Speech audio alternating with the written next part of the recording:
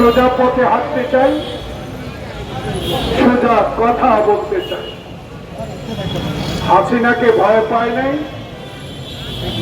ফ্যাসিস্টকে ভয় পায় নাই, বিবি হারুনকে ভয় পায় নাই, থানার ওসিকে ভয় পায় নাই,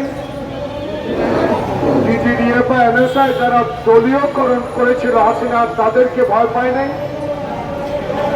দলের শীর্ষ পর্যায়ের নেতাদের নির্দেশে দলের সাংগঠনিক শক্তি বাড়িয়ে দেশের মানুষের কথা বলার চেষ্টা করেছে। রণাঙ্গনের একজন যোদ্ধা হিসাবে সাহসটুকু অন্তত আছে। বড় নেতা হতে পারে নাই, কিন্তু একজন কর্মীর মর্যাদা ডক্টর মোহাম্মদ ইউনূসের মাধ্যমে দেশে একটি সুষ্ঠু নির্বাচন যদি দেখে যেতে পাই, এইটুকুই আমার পাওয়া। প্রিয় বন্ধুগণ, সোজা কথা এই, পরস্পর জানতে পারলাম দেশে একটি মানবিক কারণে করিডোর দেওয়া হচ্ছে। পত্র পত্রিকায় দেখতে পেলাম রাজনৈতিক বিশ্লেষক যারা, তাদের মুখে ইউটিউবে অনেক কথা শুনতে পেলাম। পত্রিকার মাননীয় সম্পাদক মন্ডলী অনেক কথা বলার চেষ্টা করছেন, কেউ পক্ষে, কেউ মানবীদের পক্ষে, কেউ না দেওয়ার পক্ষে। আমি একটি ছোট্ট রাজনৈতিক কর্মী হিসেবে ছোট মনে হতে পারি, ছোট নেতা হতে পারি। আমারও বয়স ৭৪। আমি বাংলাদেশের সকল আন্দোলনে সম্পৃক্ত হওয়ার সৌভাগ্য হয়েছে।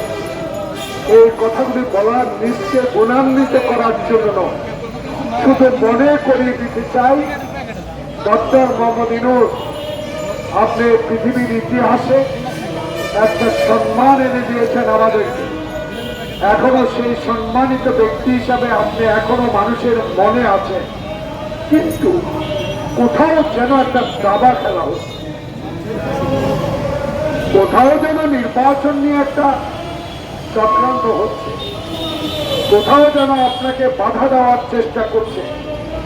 সেটা আপনাকে অবহিত হতেই হবে। আপনাকে আপনার সহযোগীরা যারা অ্যাডভাইস করেন, যারা অ্যাডভাইজার, তাদেরকেও সতর্ক অবস্থায় থাকতে হবে। দাবাটা কোথায় খেলা হচ্ছে? প্রিয় বন্ধুরা, রাখাইনকে মানবিক কারণে করিডোর না দিয়ে তাদেরকে মানবিক সহায়তা করার শক্তি ইনশাআল্লাহ বাংলাদেশের আছে। যেহেতু বাংলাদেশে ইতিপূর্বে লক্ষ লক্ষ রোহিঙ্গাকে আশ্রয় দিয়ে বিশ্বের দরবারে একটি সুনাম অর্জন করেছে। আমি একটি ক্ষুদ্র মানুষ হিসেবে একটা কথা বলতে চাই।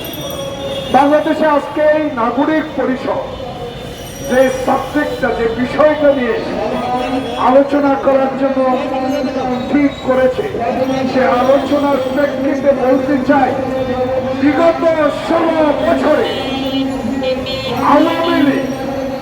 আওয়ামী লীগের নেতারা, আওয়ামী লীগের সহযোগী সংগঠকের নেতারা, সামান্যতম পদ পদবি তারা পেয়েছে আওয়ামী লীগের, তারা বাংলাদেশে যে সম্পদ লুট করেছে, যদি সরকার চেষ্টা করে এই সম্পদ উদ্ধার করে এর রাখানোর জন্য যে কোনো একটা বিভ্রান্ত কিনে দিতে পারে।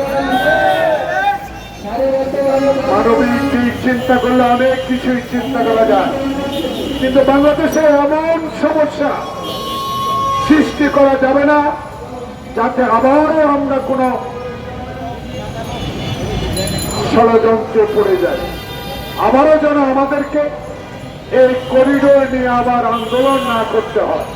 তাই সরকারের কাছে করিডোরের প্রশ্নে আমি অনুরোধ জানাবো, বিচার বিবেচনা করে এই সরকার গঠন করবে যে দল, আপনার অধীনে নির্বাচন দিয়ে সেই সরকারকে এই বিষয়ে সিদ্ধান্ত দেওয়ার জন্য আমি বিনয়ের সহিত আপনাকে অনুরোধ জানাব।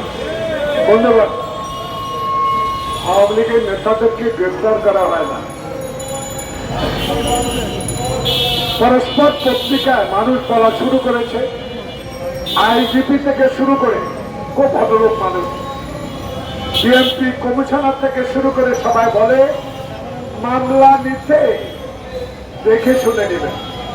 এবং গ্রেপ্তার করতে খুব সাবধানতা অবলম্বন করবেন। অবশ্যই হাসিনার মতো করতে চান না, আপনাদেরকে ধন্যবাদ। কিন্তু বিষয়টা হলো যে এই গণতান্ত্রিক আন্দোলনে বাংলাদেশ জাতীয়তাবাদী দলের সকল পর্যায়ের নেতাদেরকে বিনা কারণে, বিনা মামলা, বিনা অজুহাতে মায়ের সামনে, বউয়ের সামনে, ছোট্ট শিশুর সামনে বিনা ওয়ারেন্টে যারা গ্রেপ্তার করেছে, যাদের নির্দেশে যারা গ্রেপ্তার করেছেন, তারা এখনো বহাল তবিয়তে বাংলাদেশে আছে।